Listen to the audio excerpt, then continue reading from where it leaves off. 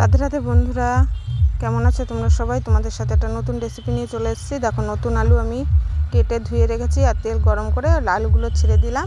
এবার একটু লবণ হলুদ দিয়ে আমি লাল লাল করে ভেজে নেব।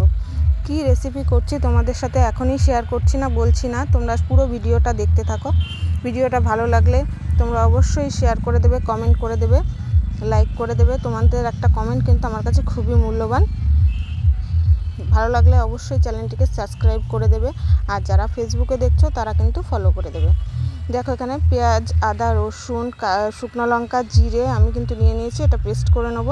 আর এদিকে দেখো আলুগুলো ভাজা হয়ে গেছে, আমি আলুগুলো এক এক করে তুলে নেব। দেখো আলুগুলো তুলে নিচ্ছি, রোদ্রে কত সুন্দর লাগছে কালারটা, দেখতেই পাচ্ছ।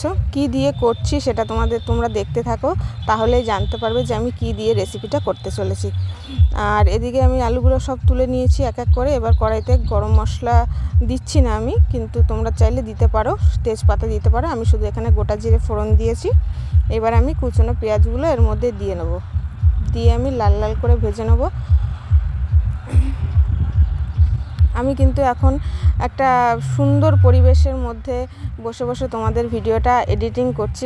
আগেই করা ছিল, আমি এডিটিংটা পরে করি, কারণ রান্নার মধ্যে প্রচণ্ড পরিমাণে অসুবিধা হয়, আমি এডিটিংটা করতে পারি না। আর এখন দেখো আমি লবণ আর একটু হলুদ দিয়ে দেবো। তোমরা চাইলে ঝাল লঙ্কার গুঁড়ো বা কাশ্মীরি লঙ্কার গুঁড়ো ইউজ করতে পারো, আমি এখানে করছি না। আমি যেহেতু শুকনো লঙ্কা দিয়েছি, তোমরা ব্যবহার করতে পারো।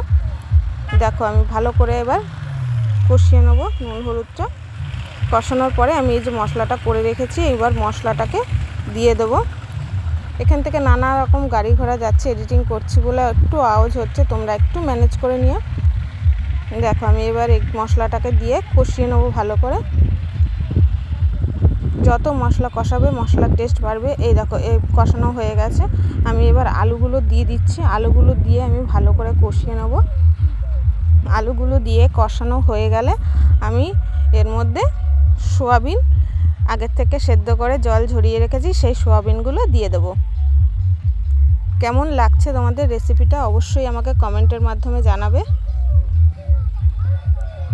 আমি কিন্তু এই রান্নাটা দারুণ খেয়েছি, আমার বাড়ির সবাই খুব ভালো খেয়েছে। তোমরাও এইভাবে করে দেখো, যদি রেসিপিটা ভালো লাগে অবশ্যই আমাকে কমেন্টের মাধ্যমে জানাবে। তোমাদের একটা কমেন্ট, তোমাদের ভালো ভালো কমেন্ট আমাকে কিন্তু ভিডিও করার উৎসাহটা অনেক পরিমাণে বাড়িয়ে দেয়। আমি এবার কষানো হয়ে গেছে, পরিমাণ মতো জল দিয়ে দেবো। জল দিয়ে আমি বেশি ঝোল ঝোল করবো না, আমি একটু গামাখা করব, যাতে আরও ভালো লাগে টেস্টটা। তোমরা এটা রুটি, লুচি, পরোটা বা ভাতের সাথেও খেতে পারো, খুবই ভালো লাগবে। দেখো আমি জল দিয়ে দিয়েছি, আমি একটু ঢাকনাটা দিয়ে দেবো। সবটা দেখানো তোমাদের সম্ভব হয় না, কারণ ভিডিওটা প্রচণ্ড লং হয়ে যায়, আর লং হয়ে গেলে অনেকের ধৈর্য থাকে না পুরো ভিডিওটা দেখার। তার জন্য আমি একটু শর্ট করে করছি, যাতে তোমাদের দেখতেও ভালো লাগে আর তোমরা পুরোটাই দেখতে পারো।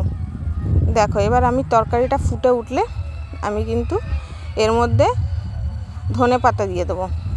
ধনে পাতা, গরম মশলা তোমরা যা ইচ্ছে দিতে পারো, দুটোই ভালো লাগবে। আমি চেষ্টা করেছি যে শীতের নতুন আলু, তার জন্য একটু ধনে পাতা দেওয়ার। তোমরা চাইলে গরম মশলা দিয়েও করতে পারো, সব সময় তো আর সম্ভব হয় না, হাতের সামনে হয়তো অনেকের থাকে না সব সময়। এইভাবে করে খেয়ে দেখো, দারুণ লাগবে রেসিপিটা। হয়ে গেছে আমার রেসিপিটা, আমি তোমাদের সাথে নামিয়ে শেয়ার করছি। দেখো কত সুন্দর হয়েছে রেসিপিটা, আর খেতেও দারুণ টেস্ট হয়েছে। ভালো লাগলে অবশ্যই শেয়ার করে দিও, আর সাবস্ক্রাইব ফলো করে পাশে থেকো।